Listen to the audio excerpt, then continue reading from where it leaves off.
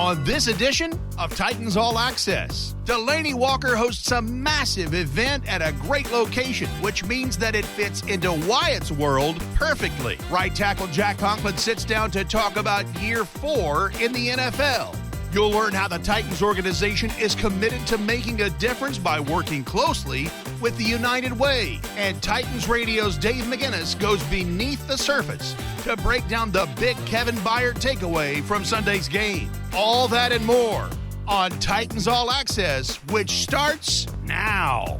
Welcome to the game, welcome to the show, welcome to the pain, welcome to the pros, welcome to the grind. Your story's never told unless you leave it with a legacy before you go. Welcome to the game, welcome to the show, welcome to the pain, welcome to the pros, welcome to the grind. Your story's never told unless you leave it with a legacy before you go. He's in trouble. He's sacked! Taken down by Wesley Woodyard. Throws in the end zone. Man is there. Touchdown, Titans! Touchdown, Titans! An extra period, but the Titans get it done again. Throw your hands up in the sky. Welcome to Titans All Access with Amy Wells, who's dressed for fall. I sure am. I'm Mike Keith, and we're glad to have you with us. I start with a question. Okay. Can you imagine being a grade schooler, writing down what your life goal is, and then having it absolutely come true? No, I don't think so. I don't think I really knew what I wanted to do when I was 6. I don't think most of us do. Yeah. But can you believe that Titans right tackle Jack Conklin did? Wow. In this week's Nissan Insider, he tells us the story about writing it down and making it come true.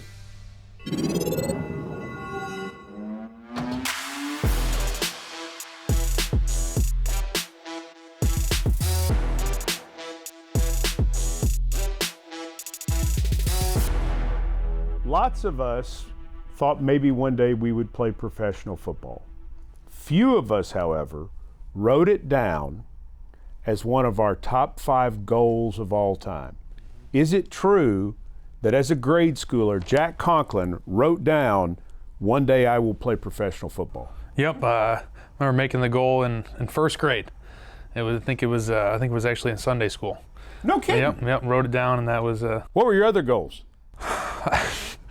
I think the other one I can vividly remember was having a Viper sports car.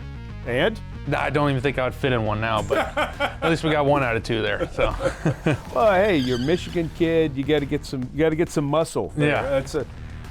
Why did you know, or why did you think that would be something you definitely wanted to do? I think it was just my parents. You know, they always talked about how they were both, athletic people, and they always talked about how big I was probably going to be. And my dad and my grandparents always loved football and growing up, and it just sort of seemed like that was going to be the sport I could play, and I always wanted to be a professional athlete, and to me football was the epitome of what I could do. Now, your dad was your high school coach. Mm-hmm. Yep. How is your football relationship with your dad now? Meaning, how do you guys talk about the game, being that he was your coach and now you're a professional player? We don't talk about it as much anymore. You know, there was a point in time in college, I remember him talking to me, he's like, at this point you know more about football than I do, and I think our relationship should just be about father and son and less about football. It's been nice, every day you're getting questioned about football, and to have your dad, who you've grown up being that guy, you talk so much about football, sort of had the relationship change to just more of a personal one. We've had a chance to see your daughter Riley, and it looks like she's going to be an athlete. So yeah, she's pretty darn big already. Well, she's got some size, no question. But when she's on the practice field running around with you, she can really move around. How are you going to be about athletics? Are you going to let her go to Michigan? She can go wherever she wants. So I don't know. Me and my wife, we talked about it a lot. Just sort of. My wife played soccer at Michigan State, so right. She's an athlete as well. Let's just sort of put her in as much things as we can, and just sort of let her take off in whatever she does. And if she's an athlete, then that's going to be great, and if she's not, then we'll be full behind her in whatever it is. I think both of us growing up as athletes, you see the pressure of a lot of times different parents who push their kids too much, and the kids end up getting burnt out and stuff. So I think the biggest thing for us is just going forward is getting her as much stuff and letting her experience as many different sports and things as possible, and letting her run with it. A couple of years when she has a chance to write down her 5 goals, Will you read it and say, yeah, this could work out? Yeah, look at this. Yeah, definitely. I mean, I think that was the biggest thing my parents did. You know, they always said, hey, if you work hard and you do it, you put your mind to it, you can do it. I think just having that positivity in her and you know, let her dream as big as she wants. You know, if you dream to the stars, you know, if you reach the moon, that's a great spot to be. What you did last year for the Glencliff football team, Glencliff High School, got them jerseys, so special. And looked like it was even more special for you than it was for the boys. It was pretty awesome. You know, I was able to, with Nike's help, be able to donate some jerseys to the team. And, you know, it was crazy going in there and meeting the team and the coaches just to see how little they had, you know, to be able to come in there and make an impact just with a small thing like jerseys. I remember as a kid, I would have been feeling awesome to get brand new jerseys and all that stuff. And it was so much fun just to see the look on the kids' faces, just to have the new jerseys and to have me there and be a part of things. It was just an awesome feeling. A little thing in your life now, but a big thing in their life at that moment, and it will be forever. Yeah, you know, it's humbling. I think that's one of the biggest things. Once you get to the professional level, I try to think back to when I was in high school. If I would have saw a professional athlete, my mind would have been blown. I think as a professional athlete, you have to sort of humble yourself by doing, you know, just talking to kids and doing stuff, and just remember realizing what it was like for you back in that day and how a few words to a kid here and there can go so far.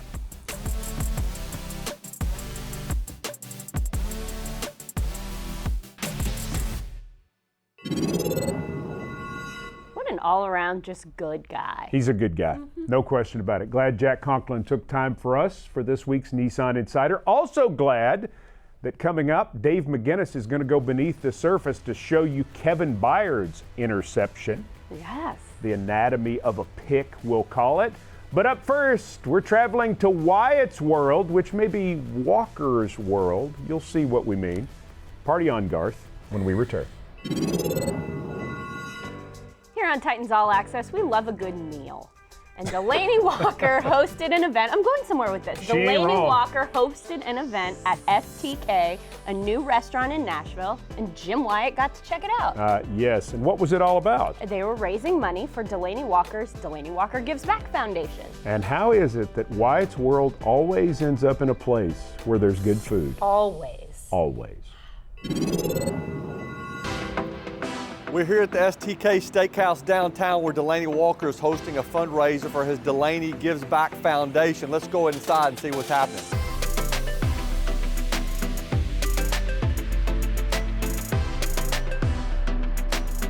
Well, we try to impact 20,000 kids in the city, and that's with health, school, just being smart, pretty much, letting them know they have an outlet, that no one can tell you that you can't do anything. If you put your mind to it, you can be anything you want to be.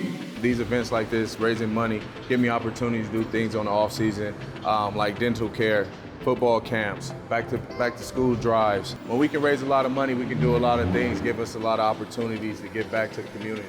What's the culture like in the locker room when a player has an event like this? The guys want to get out and support them. It's a great supporting culture, especially for guys like Delanie, you know, leading the way, showing that he gives back to the community, not only back home, but also in the cities where he played in.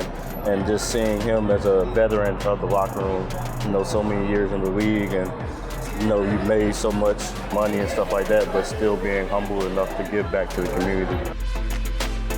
Events like this, it brings joy to me to see that the people around the city do care and try to give back as well. And if they can do it through me, that shows a lot. My mindset is, if we do it together, we can change the future. So hopefully, you know, we can raise a lot of money so we can do that. Just trying to get back to the community where I play at. And all the money raised goes towards his foundation to then put back into communities for children to make better lives for kids. So it's really, he's an amazing human being. I'm just honored to know him, and what his reach is can really make a difference. He's a big difference maker. This is Coach Mack, color analyst for Titans Radio. Today we're going to go beneath the surface to look at Dean Pease's defense that created a big turnover against the Bills. This is 3rd and 6, ball's on the 34-yard line. It's 10:40 left in the third quarter. What Dean Pease has deployed now, he's deployed a defense using 6 defensive backs, He's got 1 defensive lineman in the ball game, and he's got 4 linebackers. He's deployed his linebackers across the front, except for Jayon Brown, who's the lone linebacker in the middle of the formation. You can see Rashaan Evans is lined up as an interior pass rusher. Nobody has their hand on the ground. All the front people are in a 2-point stance. This makes it very hard for Josh Allen, the second-year quarterback, to be able to decipher what's getting ready to come. He sends his back out in motion to the defensive left to get a man zone declaration. Once Kenny Vaccaro goes out there and covers him, he still doesn't know whether it's man or zone because of the multiple defensive personnel that Dean Pease has in the game. On the snap of the football, they fake as if they're going to rush forward. Rashaan Evans, who's lined up over the guard, drops out what we call a spider drop. Now they're in 5 under, 2 deep zone. This causes the quarterback to hitch, hold the ball. The zone coverage are trying to run a switch release on the right side of the Titans defense. As you see her on the outside, Gilbert does a nice job of running an inside rush. He runs what we call an ET game with Jarrell Casey. Puts pressure on the quarterback. He's having to hold the football. He's not sure of what he's seen. Once he starts to scramble, everybody plasters their receiver. They start out in zone defense, but once they start to move and the quarterback starts to scramble, zone turns to man. You start to plaster your man, staying on your side of the field. Harold Landry does a nice job of spinning off, putting pressure on the quarterback, very aware not to hit and rough the quarterback, puts a hand up, does not allow Allen to follow through, and then Kevin Byard, the all-pro safety, he passes off one receiver to the zone, breaks inside of the throw, makes a tremendous, tremendous catch. Low throw, not only a great hand-eye coordination by Kevin Byard, but it's a really nice job of plastering his receiver, following the quarterback's eyes. Big turnover for the Titans defense.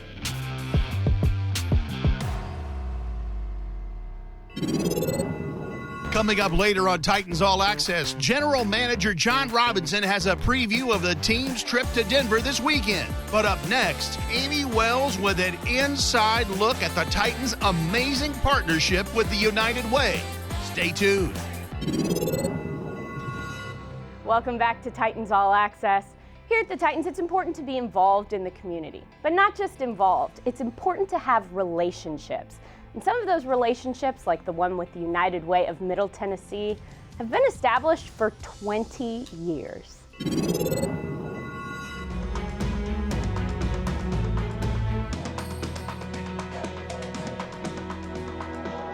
The relationship between United Way and the Titans actually started when the Titans first came to town. So it's been over 20 years that we've been working together. When the Titans joined forces with the United Way, they knew they would be making an instant impact in the community. And not in just one way. We work with 64 different partners in the Davidson County community alone. And when we have people donate to United Way, we know that we can take those donations and we can really put them to work in the most coordinated and most impactful way. In an effort to expand that reach even further, the United Way baby shower was born.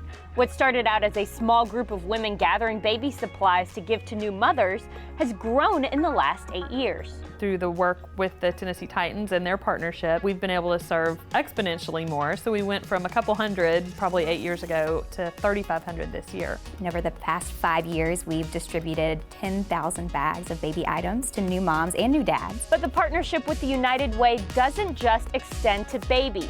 There are tons of ways that the United Way and the Tennessee Titans partner to bring help and support to those who need it. The Titans are also huge supporters of our Stuff the Bus program. So that's an annual school supplies drive that in 2019, our goal is to provide 12,000 backpacks to kids right here in Metro Nashville Public Schools.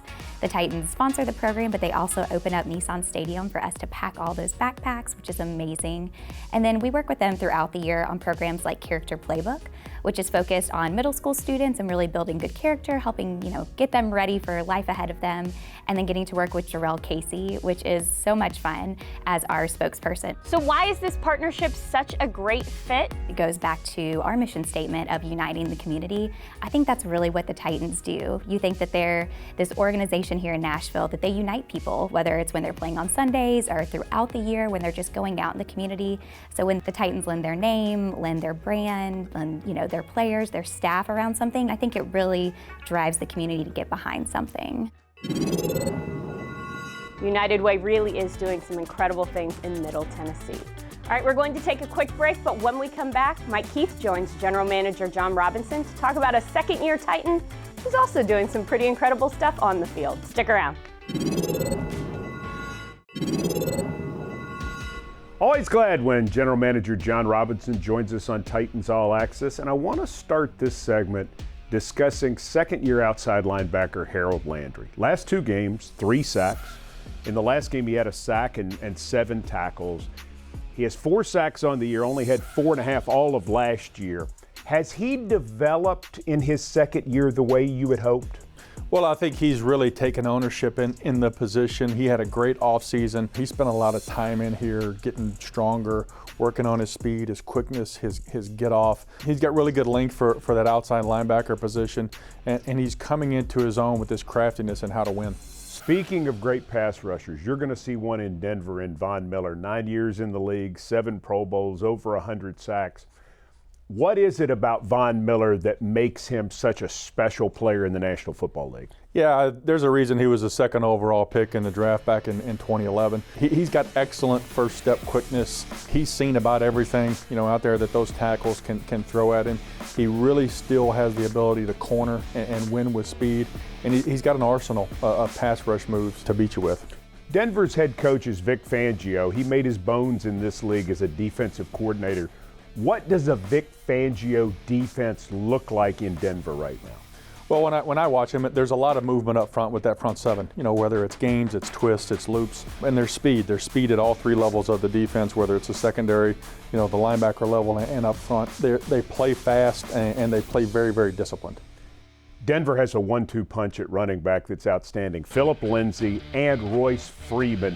What's the challenge of trying to slow down the 2 Denver backs? Yeah, they're both really good. Different style guys. Lindsay's a little smaller in stature, but he's quick, he's fast, he can jump cut, he can spin on you, he can bounce it to the outside. Freeman's a little bit bigger back, he's patient. Both guys have very, very good vision. They do a good job of kind of siphoning through the blocking scheme and running to daylight. All right, talk to me about Joe Flacco. It's unusual to see him go from purple in Baltimore to orange and blue in Denver. What are the Broncos asking the veteran quarterback to do? Stand back there and deliver to the weapons that they've got there on offense, pass catcher-wise. Cortland Sutton at outside receiver, Noah Fant, the first-round tight end from Iowa, and then Sanders. All those guys, they're different stylistically, but they all have speed. They all have size or route running ability in Sanders' case. And Joe has done a good job of standing back there, surveying the defense and delivering the ball. All right, John, how did the Tennessee Titans go to Denver and get a win on Sunday? I think it starts with winning the line of scrimmage. We've got to win up front. Offensively, we've got to get on these guys. We got to create movement. We've got to create run lanes for the backs. We've got to protect these guys when they start their twists and their movements, and so the quarterback can step up and throw a football. And it's the same thing on the defensive side. We've got to get pressure on Flacco on passing downs, but that starts with holding the line of scrimmage, getting off blocks, and tackling these 2 backs. We'll see you in Denver. Looking forward to it. General Manager John Robinson with us on Titans All Access. When we come back, Amy Wells-Reed joins me for good news and good nights. Stay tuned.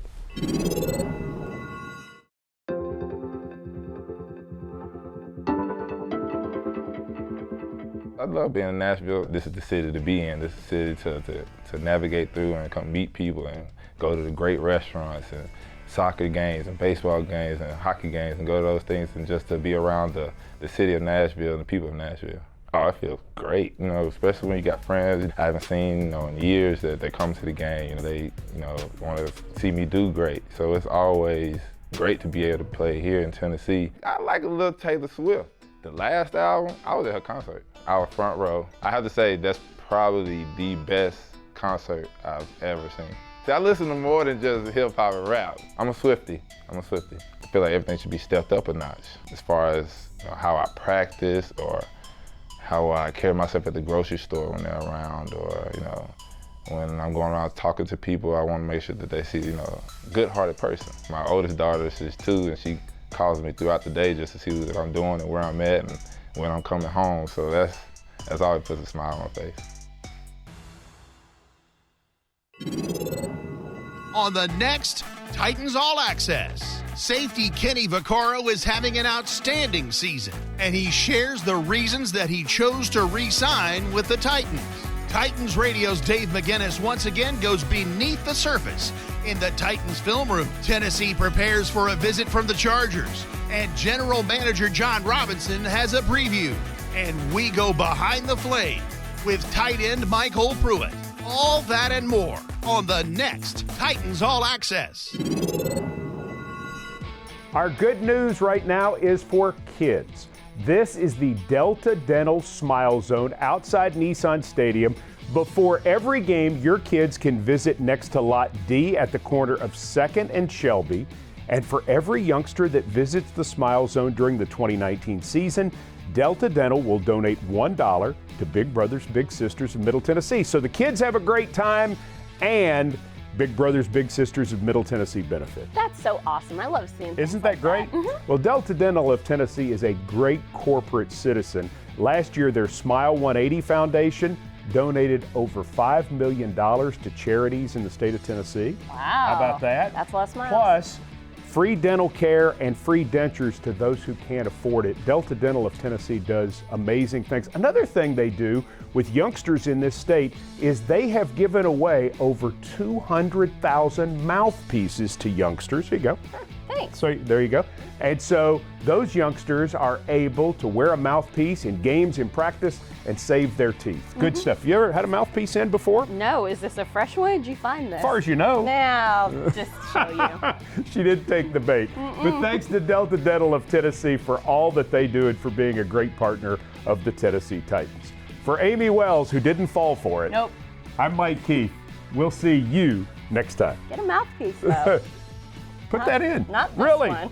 Nope. Seriously. Nope.